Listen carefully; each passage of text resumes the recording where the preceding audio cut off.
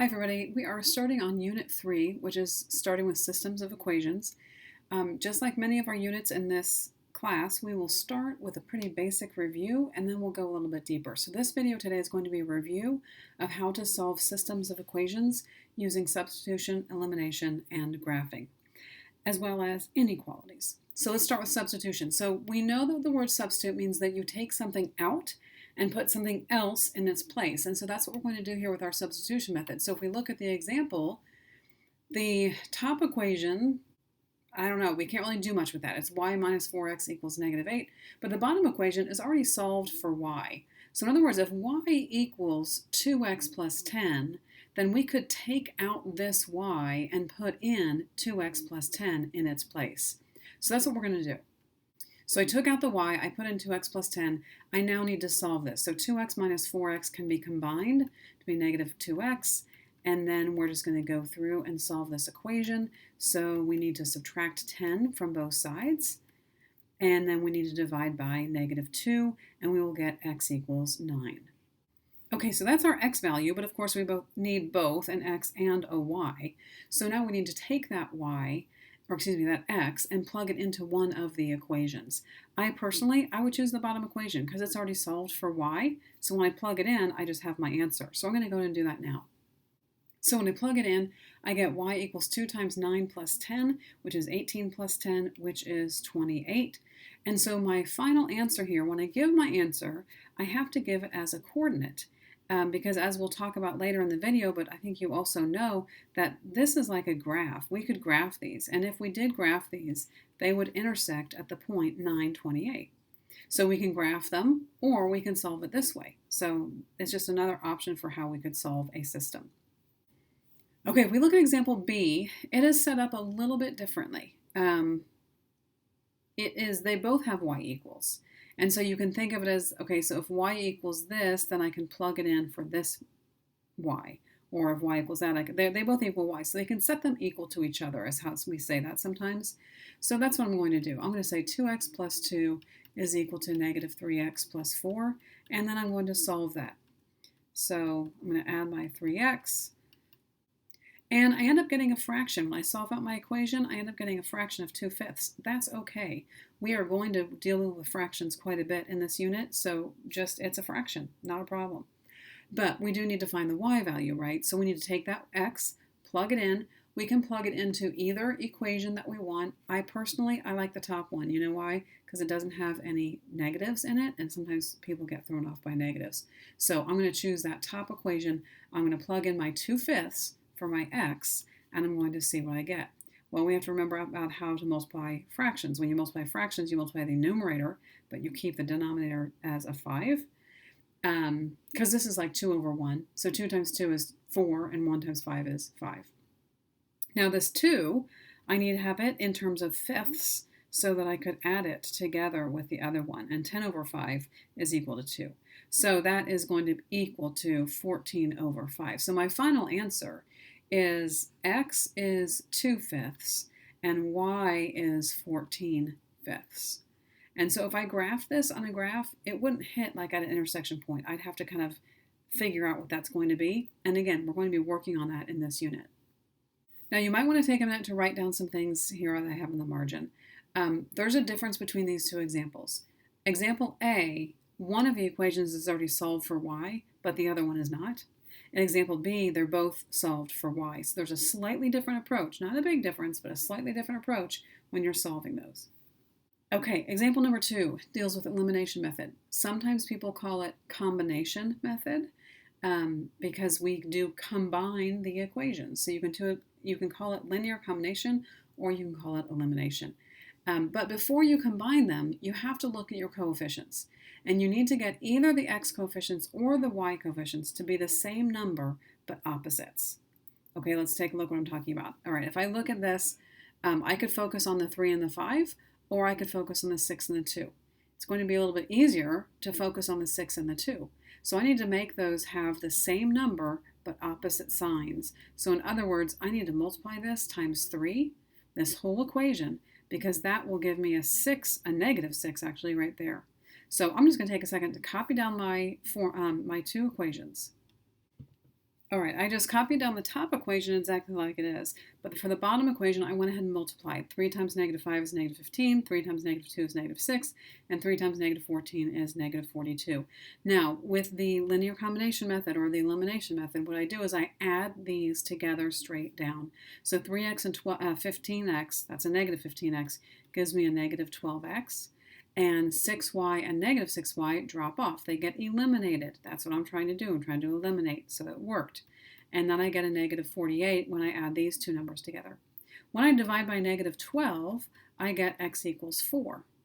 Okay, I'm almost there, but of course I need my y as well. So I go back up and I look at the y. I can use either equation. Honestly, I kind of like that top one because there's no negatives. Well, there's negative over here, but there's not as many as this one. So I'm going to choose the top equation. So I'm going to plug in x equals 4. So 3 times 4 plus 6y is equal to negative 6. And now I just need to solve this. Okay, so I go ahead and multiply. 3 times 4 is 12. I'm going to subtract my 12 from both sides. I divide by 6, and I get y equals negative 3. So my final answer on this problem is 4, negative 3. If I graphed these, that's where they would hit each other. All right, example B is a lot like example A, so I don't think we need to do that one right now. If we need to cover it in class, we can. Also, at the bottom of the page, I want you to take a look at these questions and give some kind of an answer right now so that when we come to class tomorrow, you have answers written down in this section. Okay, on the other side, we were dealing with systems of equations. And so substitution and elimination. We didn't cover graphing because I'm going to cover graphing here. We're graphing inequalities now. Of course, inequalities are like equations, but they're less than or greater than. We have to pay attention to dotted line and solid lines. And as I look at this, they're all going to be solid, thank goodness. Thank goodness, because I always make that mistake. Have to go back and erase. Another thing with this, what I'm going to do is I'm going to call this R1, and the next one R2, and the last one R3. I'm also color coding mine because I have pens that have different colors. If you want to do yours in different colors, you can. I actually would suggest it, but if you don't have different colors, that's okay. We can just do it with pencil. But I'm going to label them so that when I do graph them, I can remember which line is which. That's going to be very important for us. Okay, x is less than or equal to 6, so I need to have a point here. I'm going to color code with red. I'm going to have a point here at 6. I'm going to draw my line, and I'm going to shade less than 6. So here's my line. The next thing I need to do is decide which way to shade it. It is less than, so less than means this way. When I do my shading, I'm not going to shade in super dark. Like, I'm not going to take a big black Sharpie and shade the whole thing. And the reason is because it's going to get more and more shaded. And so if we can start out light, then the more we go, we can easily see what's going on. Okay, let's go to R2. R2 starts at 1 and goes down 1, or excuse me, up 1, right 2. So it goes up 1, right 2. I can use the big boxes too. Up 1, right 2, up 1, right 2, down 1, right 2, or left 2, down 1, left 2, etc. I'm going to get my straight edge. I'm going to connect those lines. It is a solid line. Okay, so here's my line. It is less than, and since I'm on a grid with a y, it's y equals, it's y is less than. Here's my y is less than. That means it needs to go underneath. All right, at this point, I could erase these lines up here, the shading up here, because I really don't need it. Whatever my answer is going to be down here, so I can erase those. I'm not going to, but if you wanted to, you certainly could do that. All right, then I'm going to take a look at the next line, which is y is greater than or equal to negative 2x plus 4. It's going to start at 4. It's going to go down to right 1, down to right 1. I'm going to use the big boxes to go farther, and that is a mistake. I need to erase that. Okay, now I'm color coding mine. I would actually recommend that if you have a couple of different pens, you might consider color coding this. But I'm also going to label it, and I forgot to do it in the beginning, but since I've color coded, this will be easy. R3 is the one I just drew. That's R3. But I also want to label R1 and R2. And R1, that was the vertical line. That's right here. And so this one over here must be my R2. Make sure you label those so that you can see which one's which. And again, R stands for row. All right, now I need to shade my, which one am I at? The blue one, R3. It says greater than, so I need to shade above the line. Because it's in y equals form, I can do that. And so this shaded area is the solution to this set. If you have all these equations, they're wanting to know what points would make all of these true. And everything in this triangle would make all of them true. Now, because of what we're going to do after this, our next lesson, we need to find out where are the intersection points. And if I've done a good job of drawing it, I can see them, but I don't always do a great job. I don't know about you, and so sometimes I can't see them. So I'm going to go through now, I'm going to find out where do they hit each other. So if I look at R1 and R2, they hit each other right here. That looks like it is at the point 6, 4. I'm pretty sure it is at the point 6, 4, but I can double check it. The way I double check it is I go to R1, I plug it in. Well, the only thing I could plug in is an X, and that does work.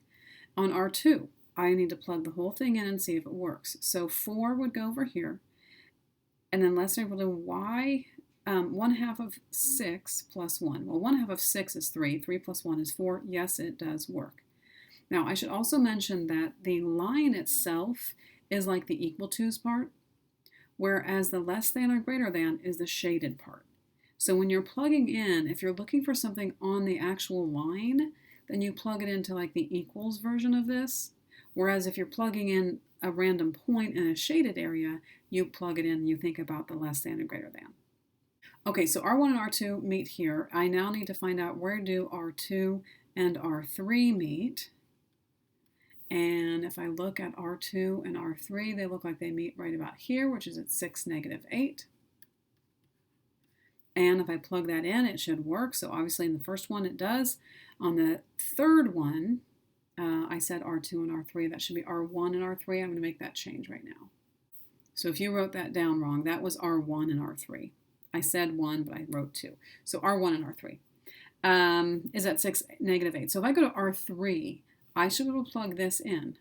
So X is 6. So -2 times 6 is -12. -12 plus 4 is -8, and that's -8. So it does work there. Now this is the tough one. I need to find the intersection of R2 and R3. And why do I say it's tough? Well, if you look at your graph, it doesn't hit at an intersection point. And if it doesn't hit at an intersection point, we need to figure out something else. And so some people want to say, well, can't we just guess and say it's about 1/2? No. Unfortunately, you cannot. You actually have to work out the math. And we're going to do that, and it's not hard because we're looking at R2 and R3. Here's R2 and R3. If I just focus my attention on R2 and R3, I could solve this by substitution. That is, I could set those two things equal to each other, and when I do that, it'll show me where that intersection point is. And so that's what I'm going to do. I'm going to say 1/2 x plus 1 is equal to -2x plus 4. And remember I said if the equals part is on the line itself, and that's what we're looking for. The greater than, less than part is the shaded, but the equals is the line itself. So I need to solve this. I'm going to subtract 1 because that looks like an easy thing to do. But now that the easy part's over, I need to add this 2x to both sides. And I might over here, I might call that 4/2. Because isn't 4/2 the same as 2? And so now when I add these, I get 5/2x is equal to 3. I need to multiply by 2/5. I could have done a different way, but this is how we're doing it. And I get x equals 6/5. Okay, think about 6/5. What would that be as a decimal? That'd be about 1.2, right? Let's look at where they hit each other here. About 1.2 looks right. All right, so we're on the right track, but we're not done because we have to solve for the y. I'm going to choose R3. To me, that looks a lot easier. So when I choose R3, I'm going to say y equals, and again, the equals is the line, so I'm going to use the equals and not the greater than, less than. -2 times x, well, x is 6/5 plus 4. Now again, remember your fractions. How do you multiply fractions? This is like 2/1. You multiply 2 times 6 is 12/5, and that's actually a -12 because there was a negative there, and then plus 4. Well, you know what? I'm going to change that 4 to fifths instead, and wouldn't that be 20/5? Because that way I have a common denominator. So now what I have is I have y equals 8/5, because 20 and -12 add up to be 8. So that final answer there, what I was trying to find that whole time, is 6/5 and 8/5. And 8/5, that would be like 1.6. So if we look at it, oh yeah, that makes about sense, right? If we double check in there, it looks about right. Okay, so in this video, we have covered how to do substitution, how to do elimination, and then how to graph and shade and find the vertices. That's a lot of work. So we will work on this a little bit more in class tomorrow.